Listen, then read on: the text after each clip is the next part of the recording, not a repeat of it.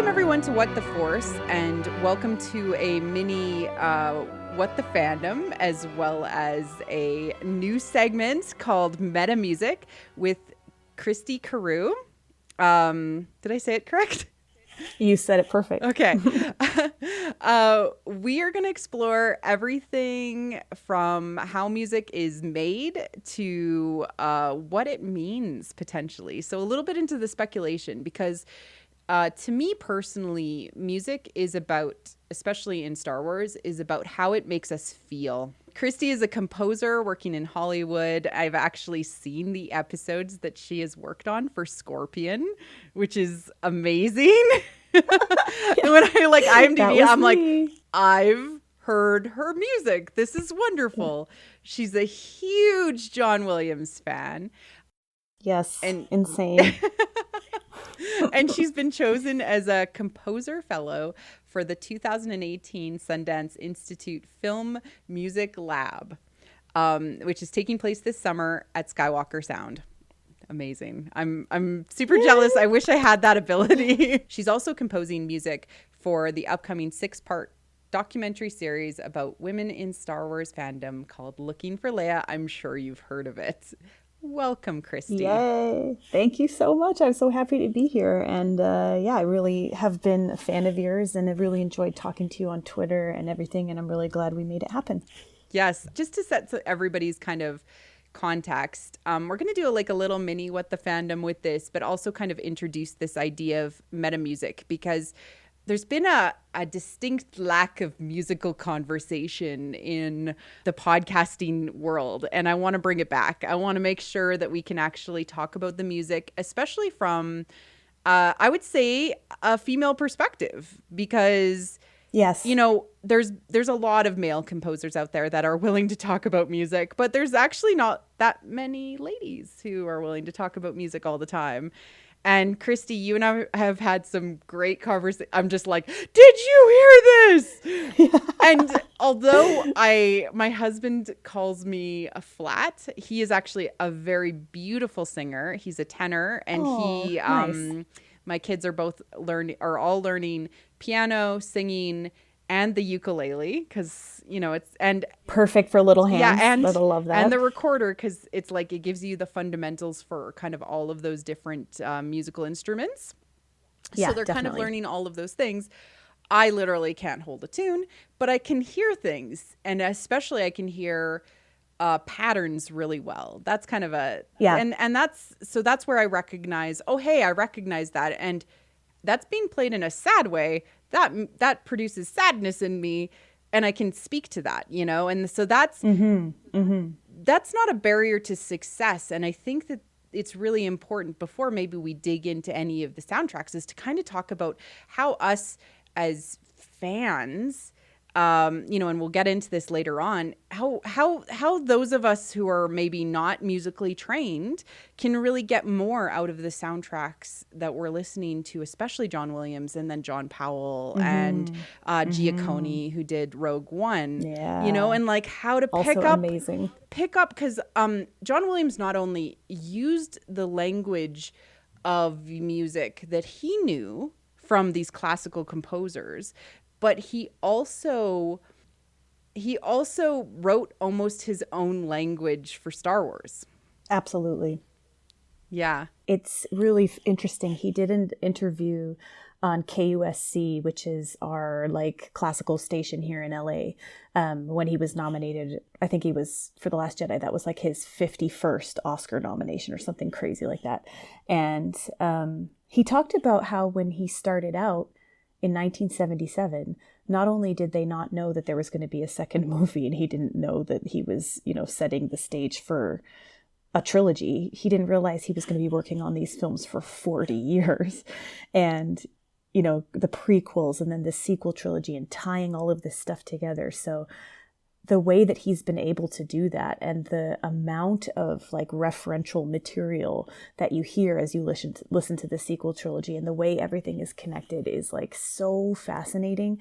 And being a Star Wars fangirl since I was 6 years old, and having it be a part of my life, and being the reason why I wanted to be a composer, I wasn't expecting to have the reaction that I did to the sequel trilogy and the music of it, and Rey's theme and on Kylo Ren's themes and all these new things that we got.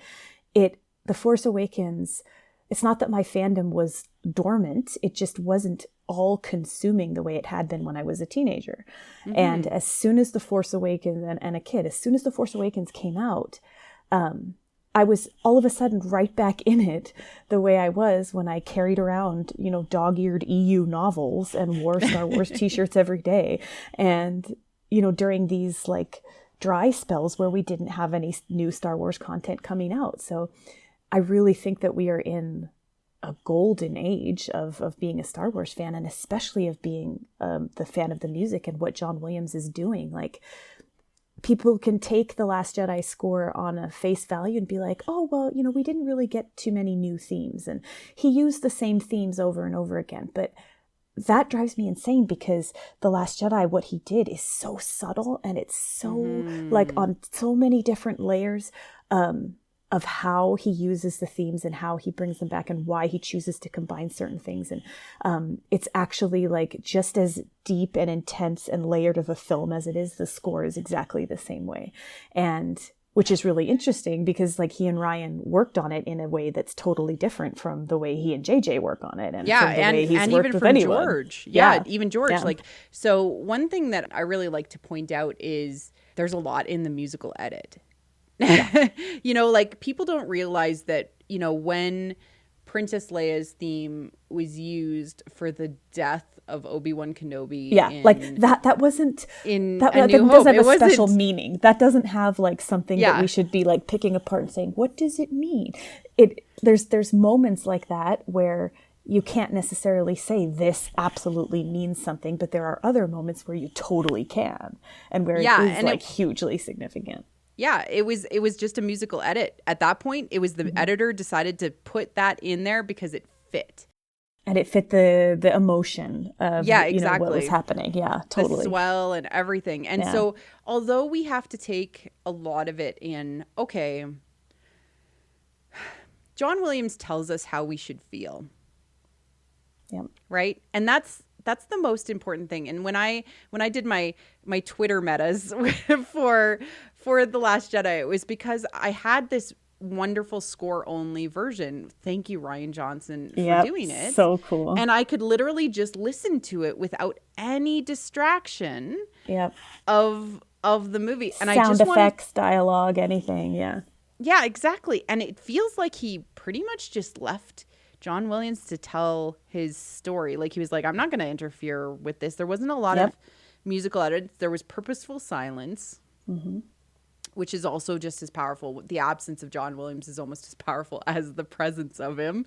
Yep, the space between the notes. Yeah. Very powerful. Yep. And like that, John Williams almost gives moments to the sound effects editors to like do something. Like, Matt Wood, to fill in that with like whispers as she sees the tree, and all the amazing sound design. That's such a part. It sets like its own voice in The Last Jedi. Yeah, it is. And it speaks to like, it's almost like the Force speaking sometimes, but then John Williams says what is in people's heads too. And that's the only insight that we have. Literally, we get nothing in The Force Awakens or in The Last Jedi novelization into people's brains and how they think. Yeah. Like for Rey and Kylo. And we get, very little except for the emotions on their face. But it is expanded in the John Williams, especially the fight scene I found was really interesting to tweet about because it's almost primal. Yep. I'm working on a meta about it right now. I've been working on it for months, and analyzing the way that he doesn't just score. I mean, this is very characteristic of him in everything, but it's particularly in the throne room scene. He's not just scoring what's physically happening on stage. When the camera is on Rey, when the camera is on Kylo, he's scoring what's happening internally with them and what's happening with them in this fight. Yeah, it's absolutely incredible. And I wrote like a 3-part meta on the Force theme in the original trilogy, in the prequel trilogy, and in the sequel trilogy. And what I ended up finding about that is that the actual Force theme represents like the will of the cosmic force, and it is its own character. And sometimes the Force theme plays and you might not immediately understand why it's playing in this moment, but it's because the Force is trying to accomplish something. And a very common criticism in film scoring circles that I heard was that in the Last Jedi, the Force theme happens, quote, too much. Oh, you hear the Force theme way too many times. And through my meta, I pointed out, like, it's because the Force has a lot to do in this movie. Like, the Force has a lot to accomplish. Like, The Last Jedi is such a brilliant movie on so many different levels, but a large part of it is how these characters' individual arcs change so much from start to finish, each character. And the Force theme accompanying the cosmic will of the Force, shaping these events, trying to balance itself, is a huge part of that. It's really like if you were to take a step back and say, this is myth. This is myth. This is just like Greek myth or Roman myth, which it is. It's modern day myth. And you were to replace the word force with fate. People would have less problems with that. I feel like they would be like, oh, hey, fate is telling people. The fates are doing something because it's actually an active participant. And the Force theme pops up like it's actually a character. And I 100% think that is the conclusion, that once you start digging into it and studying it, that is exactly what I think John Williams was going for. And looking back in the original trilogy and the prequels, I think he's been doing that all along. Even though he might not necessarily have had the plan of exactly what was going to happen throughout this entire 9-movie, 40-year saga, I think that he understood that that's at the root of what George was trying to say and what he was trying to accomplish. And then that mantle obviously picked up by the new generation of filmmakers. Well, I mean, they've always said it is the will of the Force. And to say something like it is the will of the Force is to say that the Force has a will. I know that seems like crazy to say out loud, but it means that the Force has a plan in the mythos, right? So we're saying the mythos is that there is a cosmic force that has desire, it has wants, and it has a will. And it enforces that will on the mortals that live in this galaxy far, far away through its, people that it chooses to take on, like Rey, like Luke, like Anakin, like Kylo. Yeah, absolutely. Right? And so how does the Force theme accomplish this in for those people that don't even know what's happening like me, but just know that like it's happening? So how does this happen? What kind of set off this whole idea of thinking about the Force theme was this Tumblr user, Corsec, who I really love and respect. She is one of those meta writers who writes the super academic, long, intense metas that have like 1 million references and it's like a thesis. Well, Christy, let me stop you there. What's a meta? Because I know we've started to name this segment that, but what's a meta for those that don't understand what a meta is? Okay, this is like a Tumblr thing, short for like meta-analysis, where it's like finding some sort of idea within Star Wars or within any fandom that inspires you, and then just like writing this huge, or so not always huge, sometimes smaller, writing this like essay about your thoughts, usually accompanied by photos and GIFs, and then on Tumblr, people reblog it and add their thoughts, and it becomes a conversation, it develops. And sometimes they are not necessarily these huge, long, detailed things with footnotes that resemble an academic thesis. But this one particular writer, Corsec, she comes from that background. And once I started writing my music meta, she made this video edit of every single time that the Force theme happens across all the movies. From the original trilogy. She starts with the prequels, original trilogy, and then into the sequel trilogy. Just one after another. Boom, boom, boom, boom, boom, accompanied by the scene. And the reason why she did it was because she noticed during the hand touch scene that she thought she heard some notes from Across the Stars, which of course is Anakin and Padme's and is connected to Rey's theme and everything. She thought she heard like a little bit of musical DNA from that in the underscore of the hand touch scene, which of course is the Force theme playing, right? Yes. So I'm like, all right, I want to dig into this. I want to see what she's talking about, but I felt like I needed to explain the Force theme in and of itself before I even got into that. And it's obviously like probably the most famous and well-known thing that John Williams has ever written. Yeah, that and the main theme, I would say the main theme, because, you know, like especially that horn blast.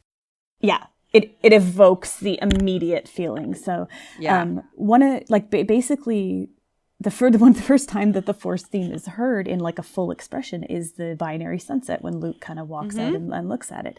And the Force theme is heard then before anybody even knows what the Force is. And I'm quoting from this really great article by the New Yorker music critic Alex Ross. He writes brilliantly about Star Wars music. And he says, in classic Wagnerian fashion, of course, Wagner, the German 19th century composer that Williams was super inspired by, and especially his style of leitmotif with a musical motif accompanying each character. In this fashion, it foreshadows the not yet known. This may be the point at which Star Wars steps out from the adolescent adventure arena and into the realm of modern myth, like we were saying. I go on to explain that the way that the melody is actually set up, it has the contour of a struggle and strives to reach a hard-won complex. Da, da, da, da, da, da, da. That's idea one, right? It doesn't get to where it needs to go. Da, da, da, da, da, da, da, da. Okay, so we're getting there. We're kind of struggling uphill. Ba, ba, ba, da, da, da, da, da. There's the climax. Da, da, da, da, da, da, da, da, da. Falls away and has this resolution. And it's broken up into these 4 little mini motifs. So if you look at it through this lens of struggle and resolution, it's really clear to see how you could apply this throughout all 8 of the saga films, in all the different iterations we hear it, in all the different orchestrations, all the different characters it's associated with. In The Last Jedi, we learn that the Force does not belong to the Jedi. In that way, the Force theme doesn't belong to any one character or situation. It belongs to the Force. And it's alive in all of these films, scoring the moments that we need to pay attention to for all these really specific reasons. Oh my God. I just got like shivers. No, I got goosebumps. Like I literally, as you were saying that, goosebumps all the way up my arms, because that's how I felt for a really long time, especially about The Last Jedi, when I noticed Rose gets it, Poe gets it, like all Holdo of these gets characters. it. And it's like the Force doesn't belong to just the Jedi. And something so important is it doesn't just belong to Force users. No, it doesn't. It belongs to everybody who chooses to become a force in the galaxy. Yep. A force of destiny. Yes. I like your Maz Kanata voice. Yeah, that was very good. I'm working on voices for everybody, but I've been working on my Maz voice for kind of a while. So I have a terrible Ray. I have a terrible Ray. Terrible. Yeah, I need to hear that. Terrible Ray. I basically went through for A New Hope, and I talked about each time we hear it. And there's 2 basic ways that you're going to hear the Force theme. The first one is more meditative and mystical. The second one is more kind of march-like and adventure-y. So there's a couple different instances of both. In episode 4, the Force theme is used before we even know what the Force is, before we know who Obi-Wan Kenobi is, before we know who the Jedi is. Yeah. It brings us into the world of the Jedi, represented by one of the Order's last surviving member and the growing mentorship of Luke as the young Force-sensitive Skywalker scion, the son of his lost apprentice, friend, and brother.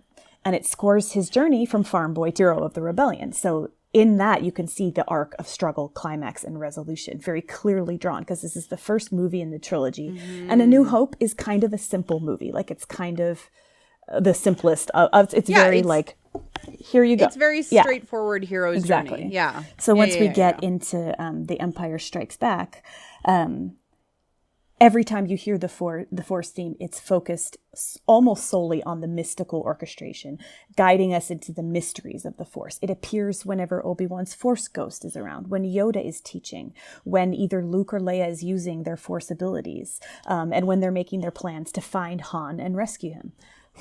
Okay, Han's not a Force user. Why do we hear the Force theme about him? Could it be that he's really important to the Force, and that they have the Force has a plan for him, and like something that he needs to do, and like some person that is going to issue from his line? Okay, perhaps. Then Luke's struggle to understand the Jedi teachings, his failure in the cave, his very rash decision to leave Dagobah to go save his friends. All of this represents the upward struggle of the theme to the climax of confronting Vader and receiving, this terrible piece of information. Unlike the ending of A New Hope, where we get like a very firm resolution in the first throne room scene where they get their medals, in Empire Strikes Back, you never hear the Force theme resolve.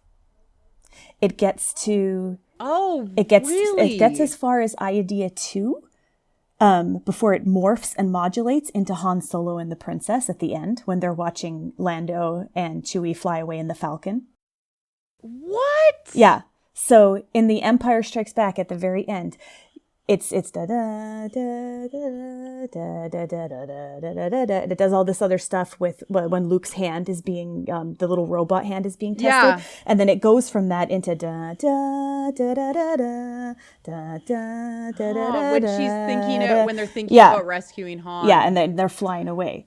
So oh man, so it never resolves in Empire? No, it doesn't. What? And I have there's more to this. Okay. And then I said, what? It never No. Sorry, I just need a moment. It doesn't. And then no, but that's so wonderful. It goes further because actually, as I went through all of this, I found when you get to Return of the Jedi.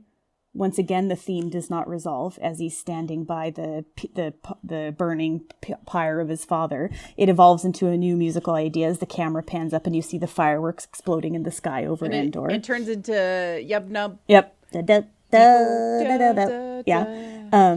So I'm getting somewhere here where I have come to the conclusion that we're not going to hear another really fully orchestrated, intense resolution of the Force theme until episode 9. And we're going to hear it resolve because it resolves in a minor key. I think we're going to hear it resolve in a major key.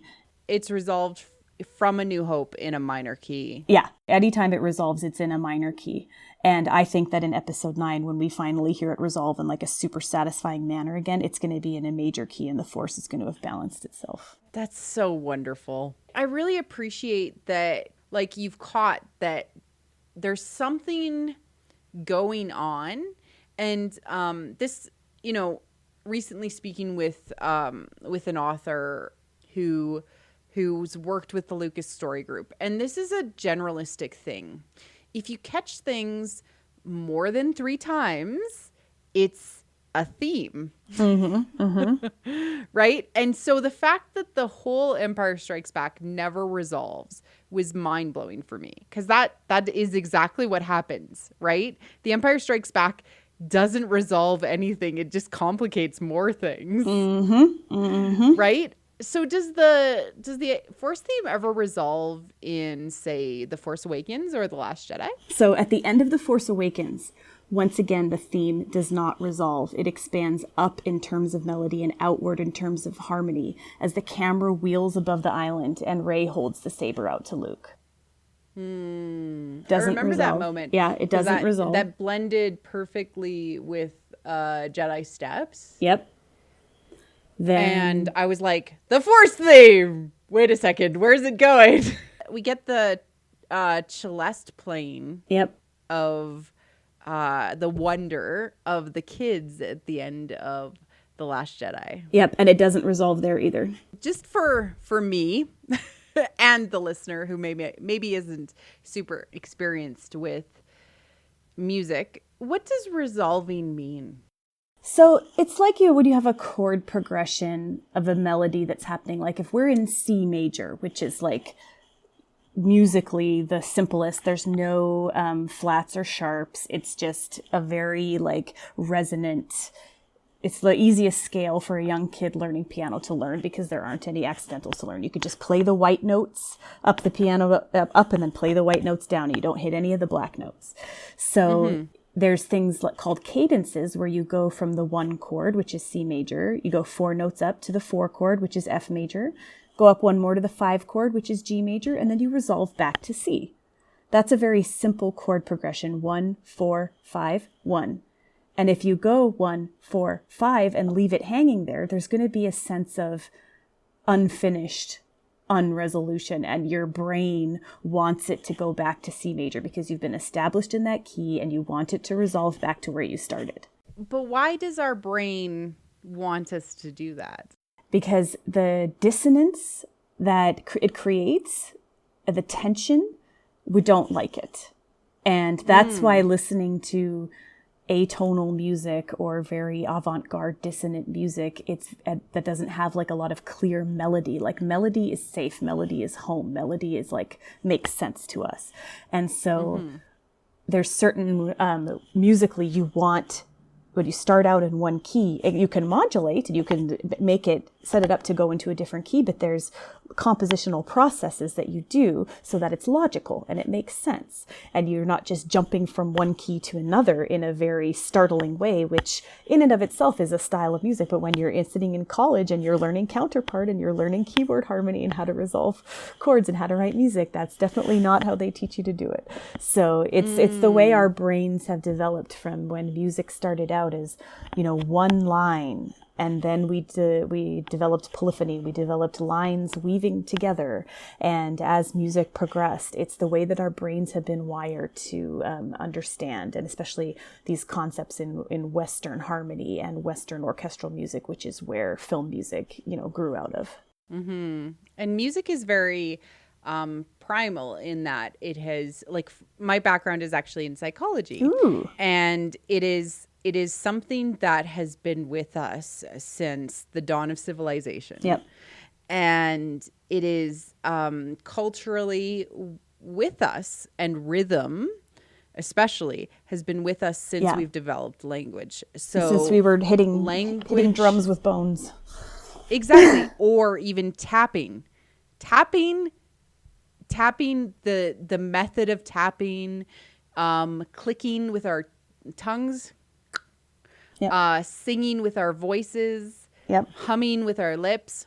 Yep. All of these things are very primal, and they speak parts of our brain that actually pick up on them and actually feel good. So when you're using a dissonant chord, it's because it's not something the brain is used to computing. Mm-hmm. So it's like when somebody is speaking with a high squeaky voice. It's like that, right? Yep. Whereas somebody who has a resonant voice, a very rich voice, feels better when they're speaking. Absolutely. Right? Because they have a lot of timbre to their voice. Mm-hmm. And timbre is what you want to hear musically. It makes it, when it's rich like that, it makes you feel, this is nice to listen to. This makes me feel good.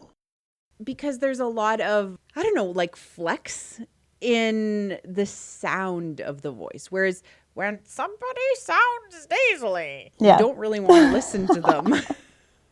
Yeah, absolutely. Right? So there's these things that are actually just hardwired into our brains. And dissonance is one of those things that you will hear musically, and you'll know it right away. You'll know, right? Yeah. Just because it's hardwired. If the music makes you feel creepy, it's because that's how your brain is wired. And to call back to the original question of why Corsac compiled this video to try to answer the question of the girl who thought she heard Across the Stars underneath, I had to put the music only version up. I had to put my headphones on. I had to turn it up really loud, and I was sitting there listening, and I realized she's right. I don't hear the actual Across the Stars melody, but I hear a fragment of it. Underneath the hand touch scene, there's right before the Force theme starts, as their hands are reaching out to each other, there's a 5-note melody in the high strings happening. And beneath that melody, in the very low strings, very quietly, there's this da-da-da-da, da-da-da-da, this like triplet thing resolving. Da-da-da-da-da-da-da. It's literally those 4 to 7th notes of Across the Stars. And that's like the most recognizable part of it. The da da da da da. That da da da da da da da da da. That's in the low strings as their hands are reaching out to each other. You have to turn it up so loud to hear it. So then it's heard before their hands touch, when they're still reaching out, and the balance between them could still be like heaven or hell, right? Then their hands touch, and it's the Force theme. And the girl who asked the question was like, I feel like this sounds different to me than I've heard the Force theme before. And the other thing that's happening in this moment is that there's a perfect 5th interval in the high strings above the Force theme. So what is a perfect 5th interval, so Christy? A perfect 5th interval it's considered the most consonant interval after the unison and after the octave. So when you're playing an octave, you're playing a C, and then you're playing the C 8 notes above. The same note, just different registers. And the unison. So it's like it is deeper, or it is lighter. I don't know. Yeah, like a high, like higher and a lower, but the same note. Higher or lower, but it's like a C. You always know that a C is a C when you play it, even if it is like higher or lower on the scale. So that's obviously, that and the unison, the same note, is obviously the most consonant. But after that, the perfect 5th is considered the most consonant interval. And of course, the definition of consonance is in agreement or harmony with, such as the findings are consonant with other research. It means in agreement with, consistent with, accordance with, in harmony with, compatible with, in tune with, all of these things. The wavelengths of the 2 notes at a perfect 5th interval form simple mathematical ratios that correspond to consonance and stability. When you have a perfect interval, like a perfect 5th or a perfect 4th, they represent tonality and they represent home. When more unstable intervals resolve to perfect intervals, we unconsciously feel another profound sense of relief that things are right again. So not only is the Force theme happening when they're actually touching, there's a perfect 5th interval shimmering above, creating this sense of the Force wants this to be happening. And this is right. And this is rightness. This is right. Yeah. And this is consonant. And to think that we went from the end of The Force Awakens, when Rey beats his ass and leaves him in the snow, it's all scarred up, and they're enemies, and there's a chasm between them, to think that the movie took us from there to here, to the Force being like, no, these two together in consonance with each other is the right thing. It's freaking amazing. And this isn't the first time that we've heard a perfect 5th above the Force theme in this way, but I thought that it's very, very important that it does happen here. It's just really interesting that there's this resolution of the Force theme. And I think that really summarizes it well. And I know you've said this before, but the Force ships it. Yes.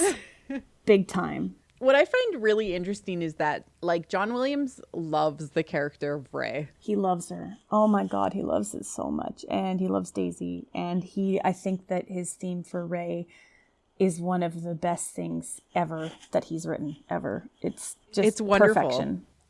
I actually get I get caught listening to the first basically 3 or 4 songs of The Force Awakens on loop. Yeah. Because I get to listen to the main theme as it cuts into the raid on the Jakku village with the big play of Kylo's theme. Yep, his bad guy theme. So good. Yep. The best, one of the best villain introductions ever. With the, flying in shuttle that looks like a bat. Yeah. Like, okay, emo guy. Makes a dramatic entrance, very Skywalker. I know, he's very bravado. Like, all of these things that he's putting up in front of him. And then you also get, the scavenger, which is the cutest play of her theme. Yeah, it's so brilliant. And another thing that John Williams did when he was on that KUSC interview that I told you about was he said, oh, I think that we could still find out who Rey's parents are. I think they could still turn out to be somebody important and all of this stuff. And, that doesn't necessarily, like, people jumped on that and were like, see, Rey Skywalker lives. But I mean, that is him just showing his love for this character. That's him showing his... He doesn't want her to be an orphan. Yeah, he wants her to find belonging. He wants her to end up okay.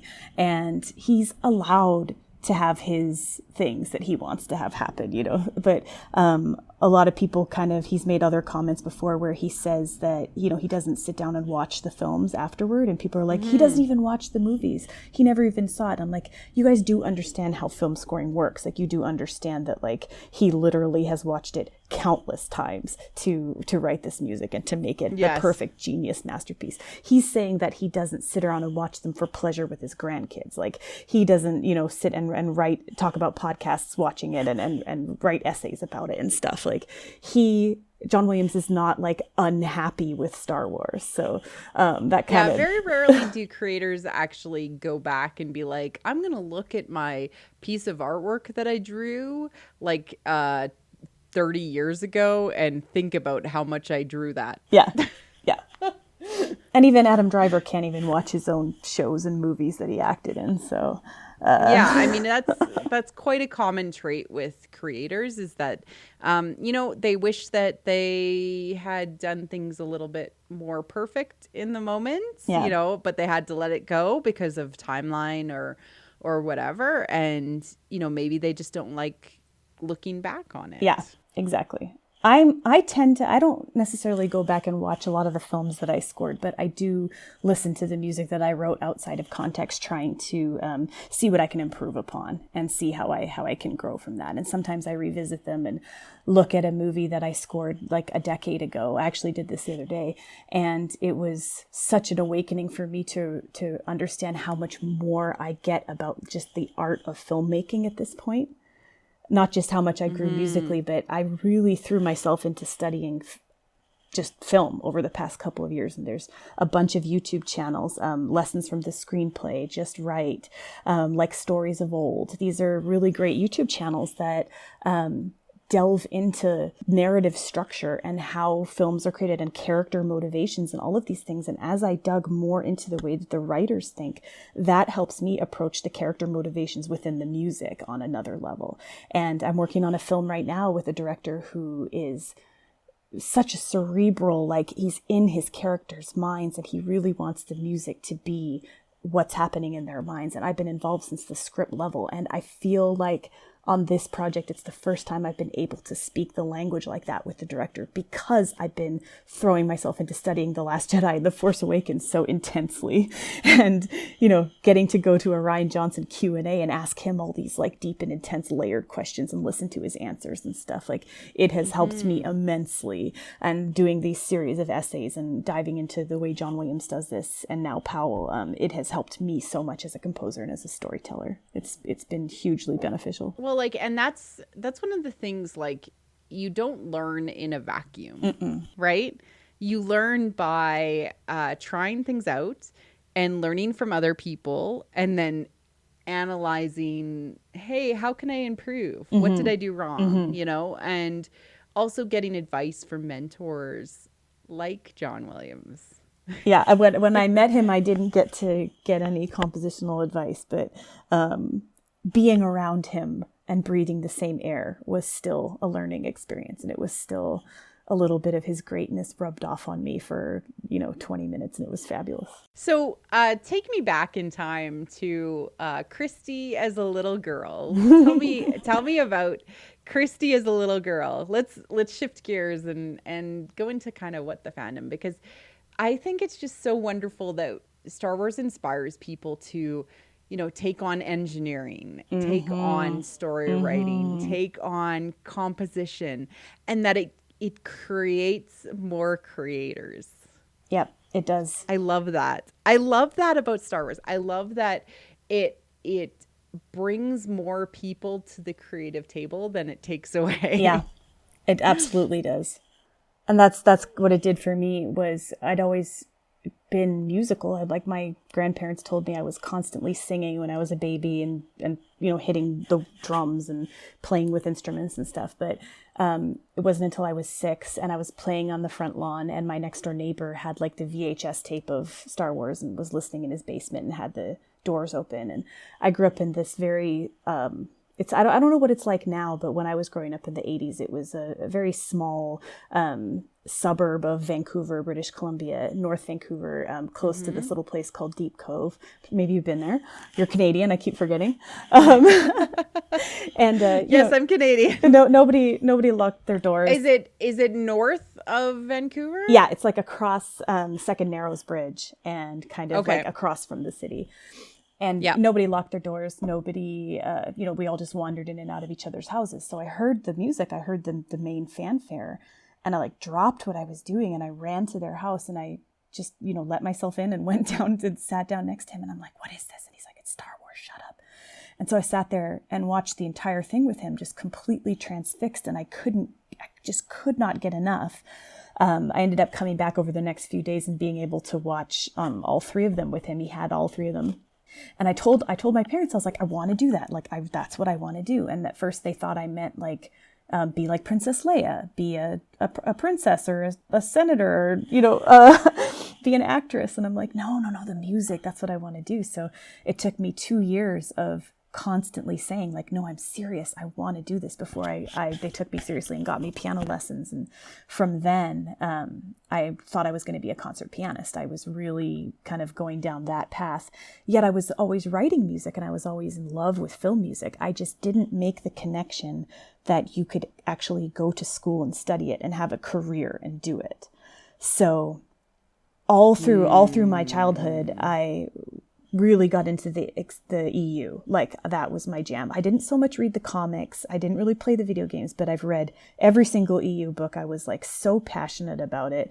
I used to try to use the Force. Like, I had a notebook where I would watch A New Hope on Friday night, Empire Strikes Back on Saturday night, Return of the Jedi on Sunday night, every weekend for like 5 years. And I would take these notes about how I was going to use the Force and become a Jedi. And then I would sit under a tree with no jacket on in winter. And I would be thinking about Yoda and trying to use the Force to warm myself.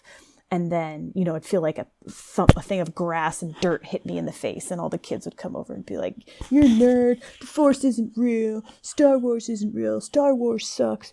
Just get like made fun of about it. And I'm just sitting there like, I'll show you one day. One day the Force will awaken in me and I will become a Jedi. That was kind of how I was for elementary school and middle school. And then getting into high school when the special editions were released and then the prequels started coming out. Mm-hmm. And then when the Revenge of the Sith came out, I was actually in grad school studying film scoring after I realized that was a thing you could do. And I was in full Jedi costume, plastic lightsaber outside of the Union Square Cinema. And New York One News was like interviewing me and filming me like fighting my lightsaber with all these other fans. And from then, after Revenge of the Sith, of course, we had another like dry spell where we didn't have any new movies and we didn't know what was going to happen. And we had the Clone Wars and other things, but yeah, it's there was things that kept us going. Yeah, but there were things that kept us going, but we were waiting. Again, it was like a mini Dark Age. Yeah. Again. Yeah. Where we had, Dave Filoni and Lucas keeping the torch alive via cartoons. Yep, and just waiting for the new film to come out. And so, yeah, it's been a part of my life. I mean, that's like 1988 was the first time I watched it, and I don't actually have like too many memories before then. And it was the thing that set me on my path of what I wanted to do with my life and becoming a composer and becoming a film music composer. And so many people of my generation, they have the exact same story, whether it was Star Wars, whether it was Raiders of the Lost Ark, whether it was Jurassic Park, any of these incredibly iconic, legendary scores that he composed. So Jaws. Yeah. Close Encounters of the Third Kind. Like, it's actually really Superman. It's astonishing to think how many people he's inspired to want to do this. And I think that he is definitely the most famous, the most listened to, the most recognizable composer of all time. Like, I think that probably surpassing Beethoven, Mozart. I think more people have heard Williams's music than have heard Beethoven. People that are just like hearing those movies for the first time don't even realize how genius he is. I remember just before The Force Awakens came out, there was a guy who had done an a cappella all about John Williams being the man, all with the different themes that he had created. Oh, so cool. That was amazing, right? Like, it was, to realize, maybe it was episode 2. Like, I don't remember which one it was, but it was like before one of the episodes came out, and it was like just the excitement of hearing a new John Williams score. Yep. You know, and I feel blessed that we get one more. I know. Fingers crossed. Yeah. And like that we got a Han theme for Solo. Yep. And that it's so cool, and that it has so many like connections to so many other themes. It's really cool. So Christy, I mean, I think that you and I should probably just chat like live about what we want to accomplish with this kind of semi-regular segment, because I want you back all the time, because I love talking about music, as you can tell by my Twitter. Yep. Which literally I tweet about the movies. Yeah, if you guys listen to this podcast music, and you don't follow her on Twitter, you absolutely should. Because that was of these like live threads, like live tweeting the music of Star Wars. It's really like, especially for me studying this stuff, to see connections that you drew that I hadn't made. Like, there were a couple things that you pointed out that I was like, yes, oh my God, that's right. Like, it inspired me so much. Like, and this is you know, feeling your emotions and feeling what I don't know what why it's happening. Yeah. It's really cool. No, I really don't know why. I just know when John Williams is telling me something emotionally, yep, I listen. Yeah. And it's weird that there are other people that don't listen to John Williams telling them something emotionally. Yeah. I find that super weird. It's like, oh, hey, Kylo's thinking something dark. There we go. It's right there.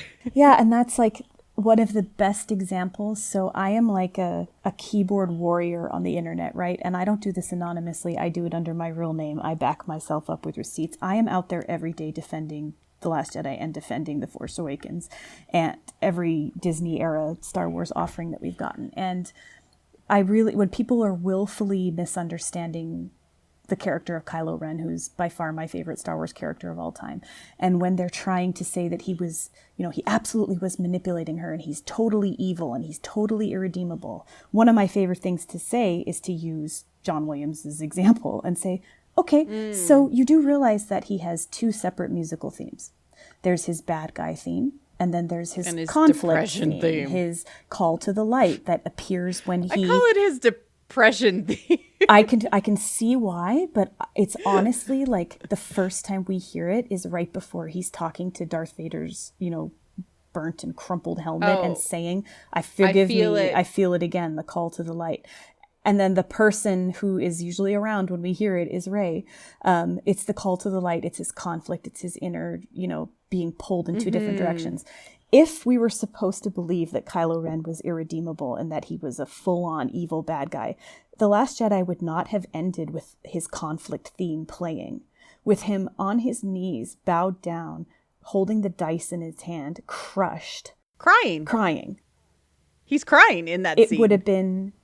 Dun, dun, dun, dun, dun. He would have been standing up looking like a badass with his cape swirling the way he was when he walked into the room. Or the March version that we got just before that, when he was all bravado. We would have had that. Instead, we have the conflict theme. And in my essay about the sequel trilogy and about his themes in The Last Jedi, I talked about the conflict theme in depth of where exactly it appears and why it's significant it appears there. And usually they don't have a response for me on that. They're like, oh, well, you know, that doesn't mean anything. That, and like, of course it means, of course, like, it's meant something every single time that it's appeared in the film. And usually they're like, oh, okay, I guess I have to take that into consideration. I can say as a non-professional scholar of Star Wars now, that things since the Disney era and what was kept within canon is all on purpose. Yeah, absolutely. So I can tell you this because I have now spoken with authors about it. Yep. I can now tell you, you see repetitive storytelling. Mm-hmm. You can tell when things are on purpose because they are repetitive. Yep. Right? And a motif is something in music that you hear a couple of times. A theme is something that you hear more than 3 times. Mm-hmm. Absolutely. And that happens the same with narrative as well as with the music, as well as with imagery in Star Wars. So the art direction, when people look the same as other people, like the fact when they're that, visually coded to look a certain way, yeah, like the fact that Padme and Anakin look very similar, even to the scars on their face of Kylo and Rey. Mm-hmm. This is all tied to the idea of Star Wars It Rhymes. It's like poetry. Lucas uses, right? It's like poetry. And the fact that these things repeat and they're used in particular ways is purposeful. That is an artistic choice. And if you can get behind that and you can get that around your head, it means the possibilities are endless to do with the storytelling. Yep. And that the storytellers are trying to tell you something, which is the point of storytelling, not just a bunch of random words vomited on the page. Yeah. Right? Yeah. Like storytellers. So one of my favorite quotes is, the difference between fiction and reality is that fiction makes sense. I love that. Because love that. It is not random. Yep. Random happens in real life. And fiction, especially a fiction that is trying to create mythology, modern day mythology, which is what it's always been. Mm-hmm. And I say this literally almost on every podcast. It's one story. Yep. It's all purposeful. These are done purposefully. The fact that Solo now ties to Clone Wars, now ties to Rebels, yep. now ties to the sequel trilogy, now ties to the original trilogy, now ties to the prequel trilogy. Yep. The fact that Rogue One sinks into the original trilogy so well. The fact that the sequel trilogy feels familiar, but yet new and different because it's changing. Yep. It feels as new and different as the prequels trilogy did. Yep. Because it's purposeful and yet iterative. Yep. Because it's all of these creators coming together to try to share storytelling.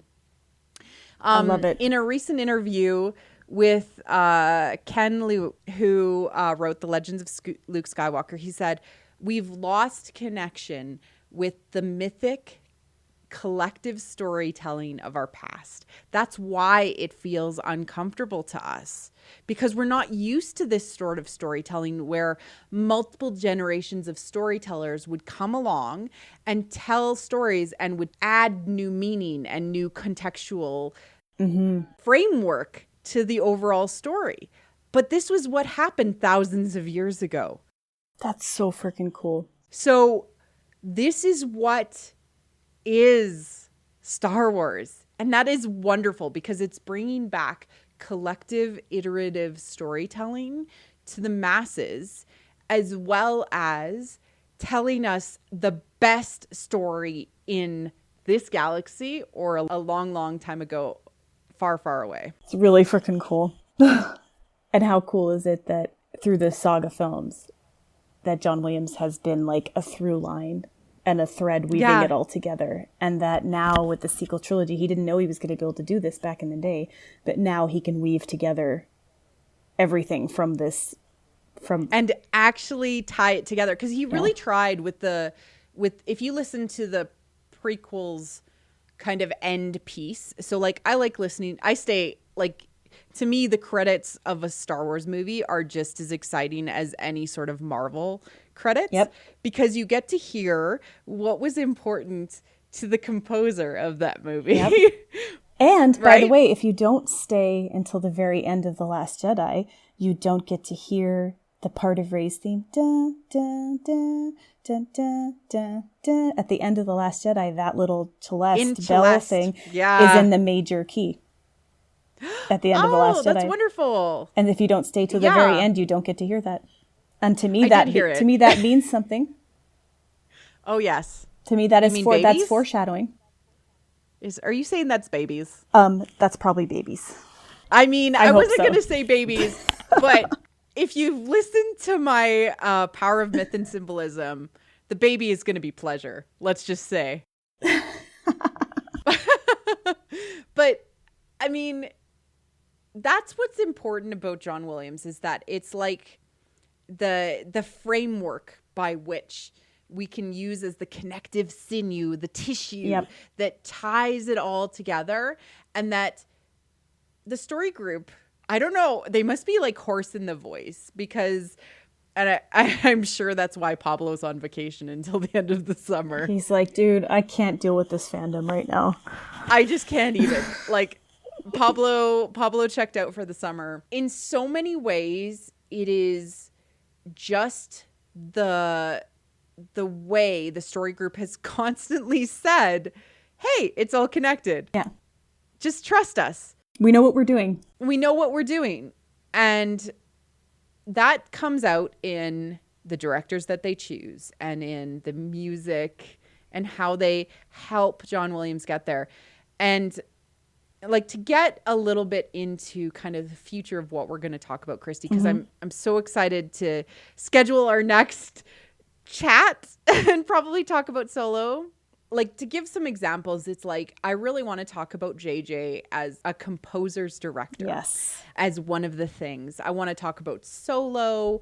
What other things do I want to talk about? I want to talk a little bit more about the basics. Like, we've used a lot of, I would say, technical terms in this, and we've tried to explain a lot of them, but what are the basics of things that people need to understand, especially about the basics of John Williams' language and that he uses? Absolutely. Like in Star Wars, as well as like, what are the things that of the language of the classical music composers that he's drawing from? Like, the music that I use for the show is Gustav Holst, because drew a lot from him. Yeah.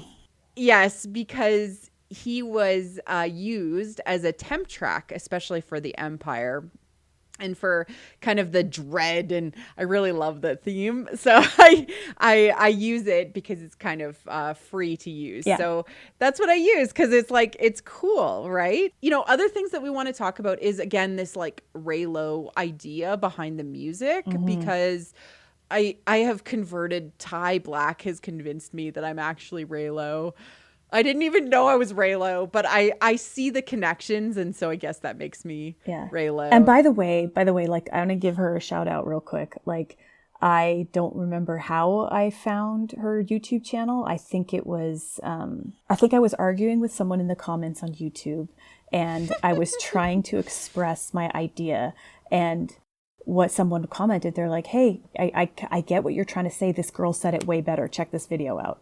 And it was her video about Star Wars being, you know, fantasy and monomyth, not sci-fi. And, you know, that got me down this total, like, rabbit hole, watching everything she had available. And now every new thing she puts out, I watch. And, like, I love that you guys are friends, and that she's on their podcast, that you guys talk, and that you guys have sharing all these ideas together. I do want to talk about especially the prequels, because the prequels from a musical perspective were brilliant, especially the use of choral. And you guys have been delving into that more, huh? We actually did a deep dive into the prequels as Greek myth. It was really cool. And she actually moved it also into comparison to Shakespearean tragedy. Nice. Too. So it was like tragedy as Greek, and the use of choral in that aspect, and it hits all of the Greek tragedy beats. Cool. It's pretty wonderful. Cool. Yeah. Yeah. Yeah, we can talk more Reylo. We can talk about all of it. So with meta music, we are going to cover all sorts of different perspectives on the music of Star Wars. There's been a lot of deep dives. David W. Collins is the premier person to listen to. Yep. I also really enjoy, and they're just wonderful guys, the Sideshow Sound Theater.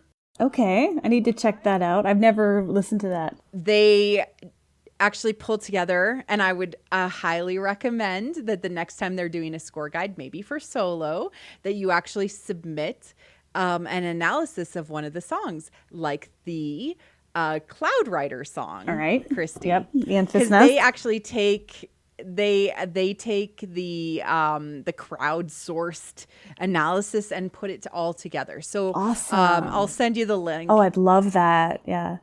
And then they show the analysis, and they did a really wonderful job of The Last Jedi. Yeah, their score guide was very good. And, lack of David W. Collins, because he hadn't started his new show, I needed something. And they filled the void very satisfactorily. Awesome. So please do listen to them, as well as check out Christie's wonderful music metas. And this is going to be our meta music of Star Wars segments.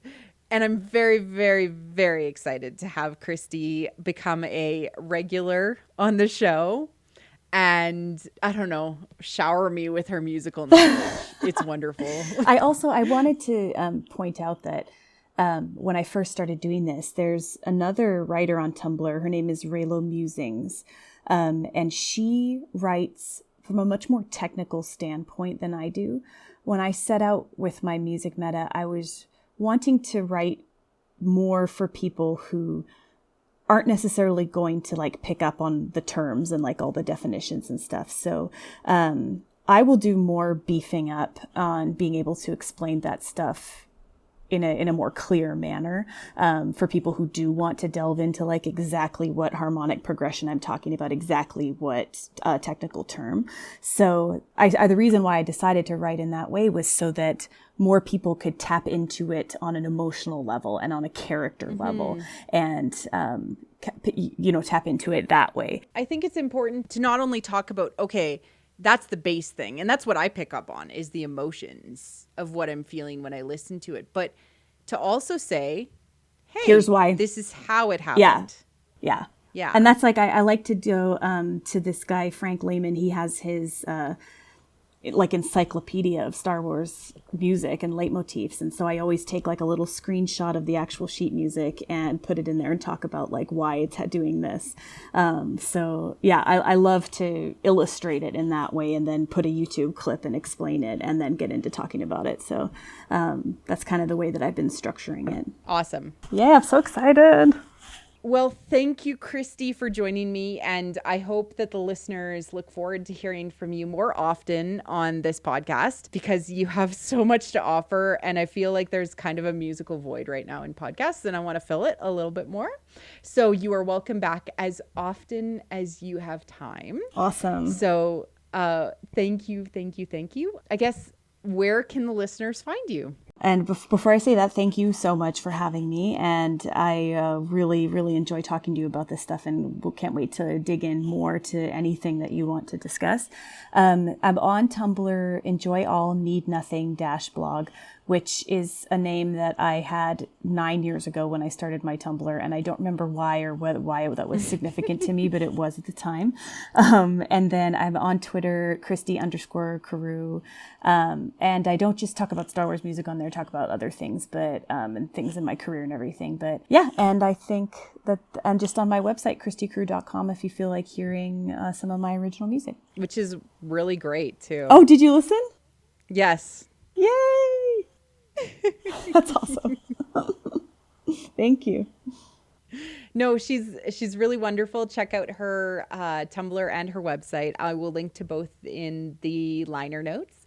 And she is invited to come back as often as she can manage with her busy, star-ridden schedule. No. No, it's plenty of diapers and unexciting things too. Also, motherhood is yeah tough and not glamorous at all. But the best, but simultaneously the best thing ever and the biggest honor. It's pretty great. Yeah. I'm Marie-Claire Gould. This has been Meta Music with Christy Carew. This has been What the Force. We're whattheforce.ca. You can find us wherever podcasts are found. And we are WT Force Show on Twitter. Please feel free to reach out to us and start a conversation.